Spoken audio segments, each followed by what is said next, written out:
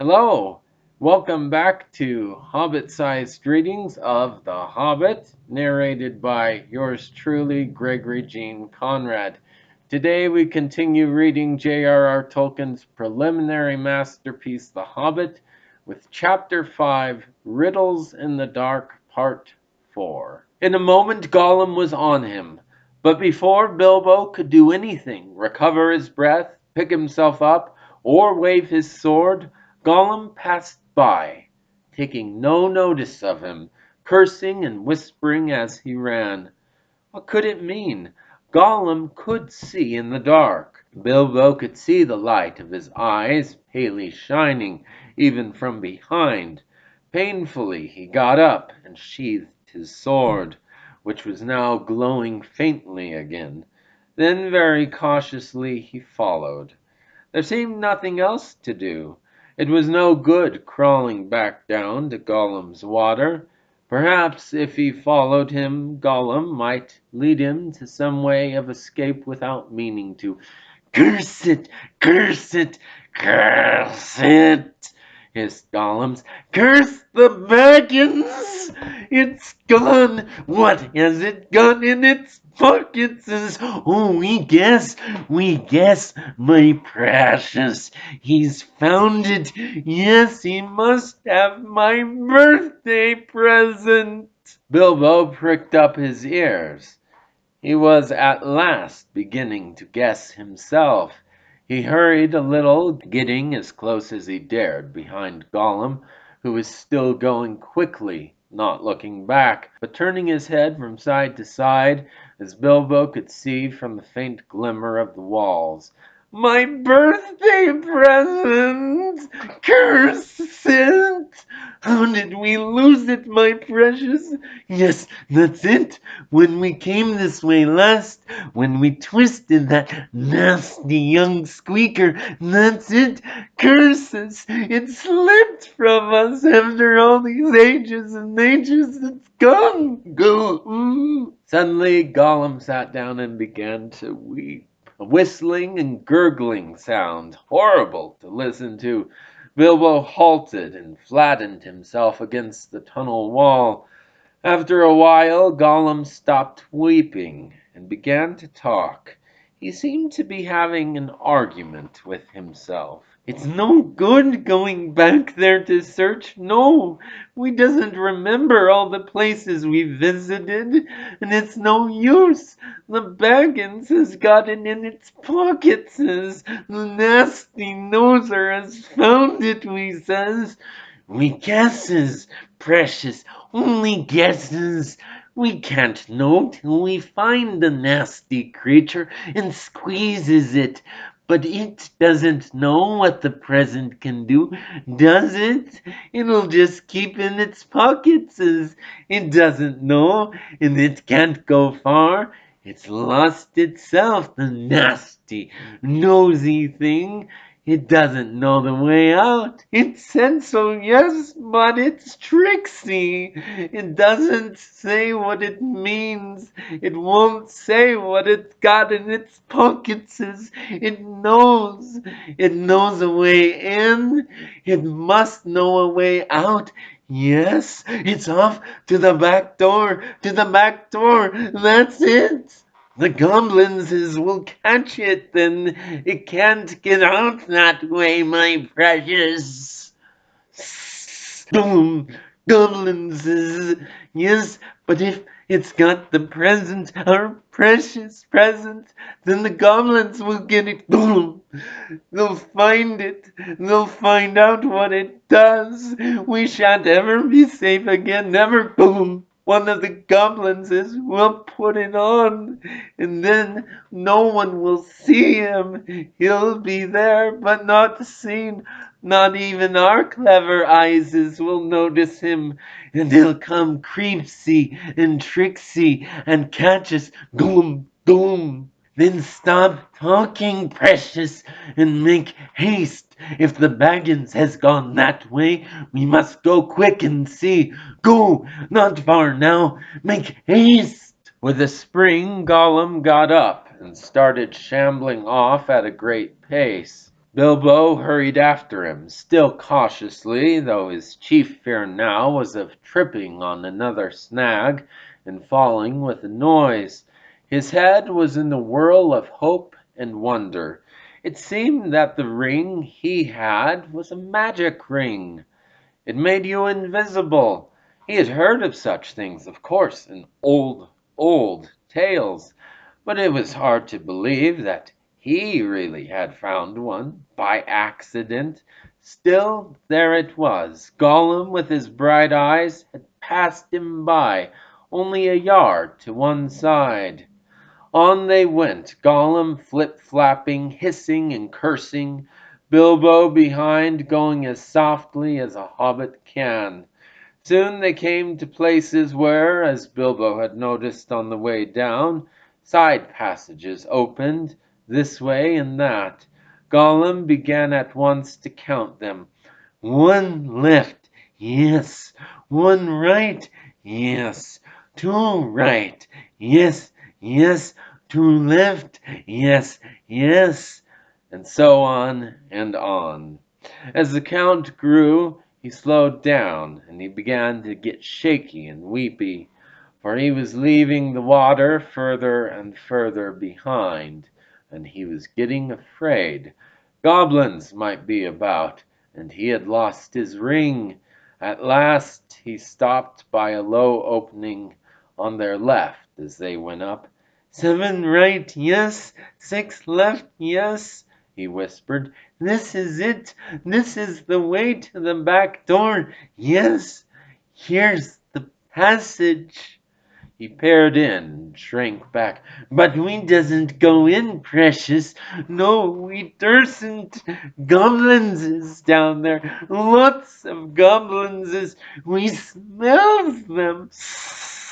What shall we do? Curse them and crush them. We must wait here, precious. Wait a bit and see. So they came to a dead stop. Gollum had brought Bilbo to the way out after all, but Bilbo could not get in. There was Gollum sitting humped up right in the opening, and his eyes gleaming cold in his head as he swayed it from side to side between his knees. Bilbo crept away from the wall more quietly than a mouse, but Gollum stiffened at once and sniffed, and his eyes went green. He hissed softly but menacingly. He could not see the hobbit, but now he was on the alert, and he had other senses that the darkness had sharpened, hearing and smell. He seemed to be crouched right down with his flat hands splayed on the floor, and his head thrust out, nose almost to the stone. Though he was only a black shadow in the gleam of his own eyes, Bilbo could see or feel that he was as tense as a bowstring gathered for a spring. Bilbo almost stopped breathing and went stiff himself. He was desperate. He must get away out of this horrible darkness while he had any strength left. He must fight. He must stab the foul thing, put its eyes out, kill it. It meant to kill him. No, not a fair fight. He was invisible now. Gollum had no sword. Gollum had not actually threatened to kill him, or tried to yet, and he was miserable, alone, lost. A sudden understanding, a pity mixed with horror welled up in Bilbo's heart, a glimpse of endless unmarked days without light or hope of betterment, hard stone, cold fish, sneaking and whispering. All these thoughts passed in a flash of a second. He trembled, and then quite suddenly in another flash, as if lifted by a new strength and resolve, he leaped. No great leap for a man, but a leap in the dark. Straight over Gollum's head he jumped, 7 feet forward and 3 in the air. Indeed, had he known it, he only just missed cracking his skull on the low arch of the passage. Gollum threw himself backwards and grabbed as the hobbit flew over him, but too late. His hand snapped on thin air, and Bilbo, falling fair on his sturdy feet, sped off down the new tunnel. He did not turn to see what Gollum was doing. There was a hissing and cursing almost at his heels at first. Then it stopped. All at once there came a blood-curdling shriek, filled with hatred and despair.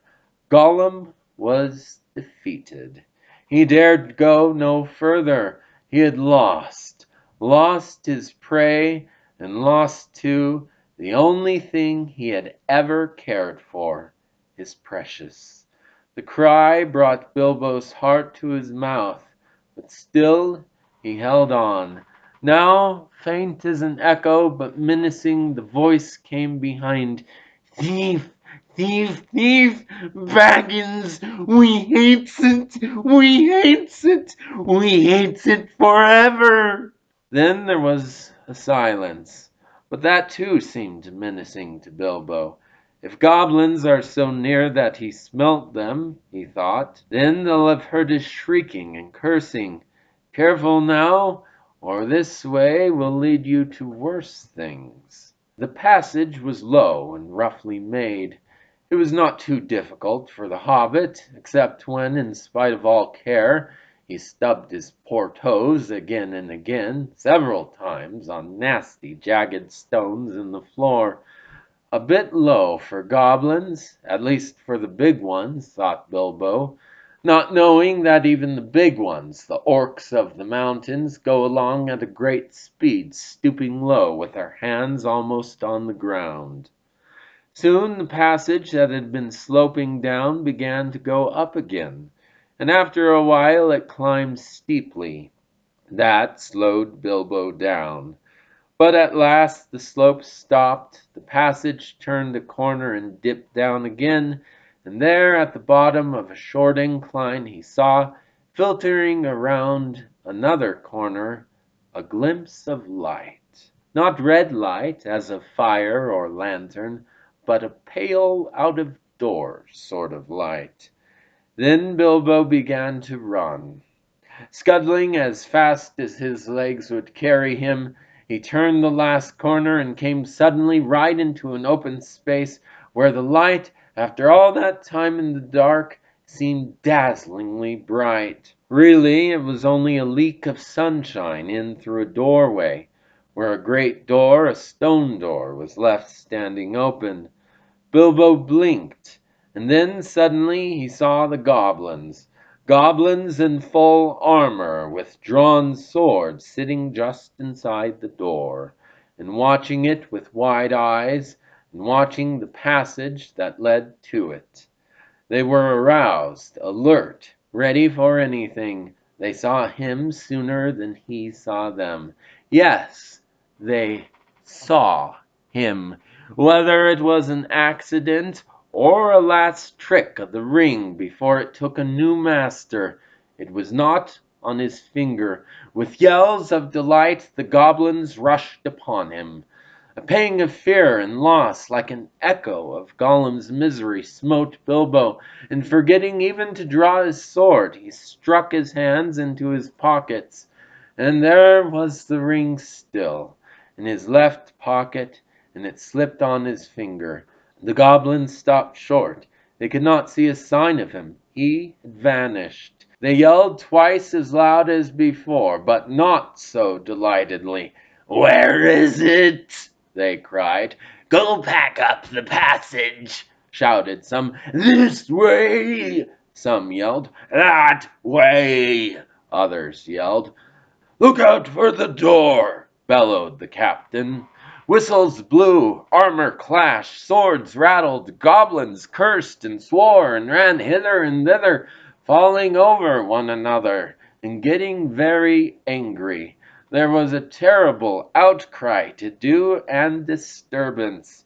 Bilbo was dreadfully frightened, but he had the sense to understand what had happened, and to sneak behind a big barrel which held drink for the goblin guards.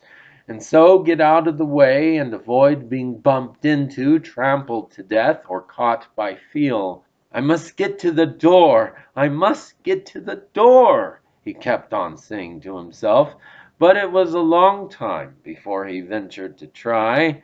Then it was like a horrible game of blind man's buff. The place was full of goblins running about, and the poor little hobbit dodged this way and that, was knocked over by a goblin who could not make out what he had bumped into, scrambled away on all fours, slipped between the legs of the captain just in time, got up, and ran for the door. It was still ajar, but a goblin had pushed it nearly to. Bilbo struggled, but he could not move. He tried to squeeze through the crack. He squeezed and squeezed, and he stuck. It was awful. His buttons had got wedged on the edge of the door and the doorpost. He could see outside into the open air. There were a few steps running down into a narrow valley between tall mountains. The sun came out from behind a cloud and shone bright on the outside of the door, but he could not get through. Suddenly one of the goblins inside shouted, "There is a shadow by the door! Something is outside!" Bilbo's heart jumped into his mouth. He gave a terrific squirm. Buttons burst off in all directions. He was through, with a torn coat and waistcoat, leaping down the steps like a goat, while bewildered goblins were still picking up his nice brass buttons on the doorstep. Of course, they soon came down after him, hooting and hallooing and hunting among the trees, but they don't like the sun. It makes their legs wobble and their heads giddy. They could not find Bilbo with the ring on, slipping in and out of the shadow of the trees, running quick and quiet, and keeping out of the sun. So soon they went back, grumbling and cursing, to guard the door. Bilbo had escaped. That's it for today. Join us next time as we continue to bring some Tolkienian cheer to your quarantine despair with The Hobbit, Chapter 6, Out of the Frying Pan into the Fire, Part 1. Until then, Pelo Nalu Ilais Engalad Gwylin. May the leaves of your life tree never wither. See you soon.